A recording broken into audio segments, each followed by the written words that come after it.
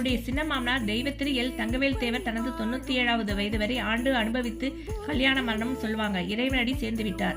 அவர்கள் ஆத்மா சாந்தி அடைய முறைப்படி பூஜை, படையல் மற்றும் படத்திறப்பு விழாவை சிறப்பித்த குடும்ப உறுப்பினர்களை மாமா அவர்கள் சீரும் சிறப்பாக வாழ வாழ்த்துவார்கள்.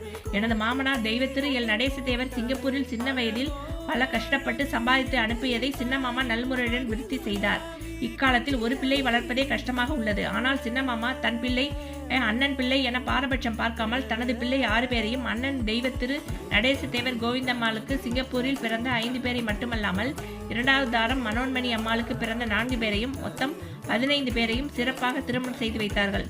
மற்றும் தங்கை ருக்மணி வேதையா தேவர் பிள்ளைகள் 5 பேரையும் தனது பிள்ளைகளைப் போல பாரபட்சம் பார்க்காமல் வளர்த்தார். இவற்றிற்கெல்லாம் ஆணிவேராக குடும்ப தலைவி பெண் சிங்கம் பாலம்மாளாத்தா இவர்களை எல்லாம் செம்மன கண்டிப்புடன் வளர்த்த பெருமை அவர்களையே சேரும்.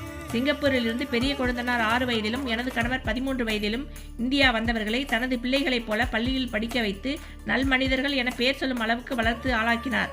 குடும்ப ஆலமரத்திற்கு ஆணிவேராக எனது மாமனாரும் அதை தாங்கும் விழுதாக சின்ன மாமனாரும் இருந்து குடும்பத்தை தலை தூக்கி நிறுத்தி 15 கிளைகளாக பிள்ளைகளை வளர்த்த பெருமை சின்ன மாமாவையே சேரும். உழைப்பின் சிகரமான பாலம்மாளாத்தா பெரிய மாமா சின்ன மாமாவின் மருமகள் என சொல்ல பெருமைப்படுகிறேன். வாழ்க வளமுடன். நன்றி. இப்படிக்கு உமா பிரகாசம்.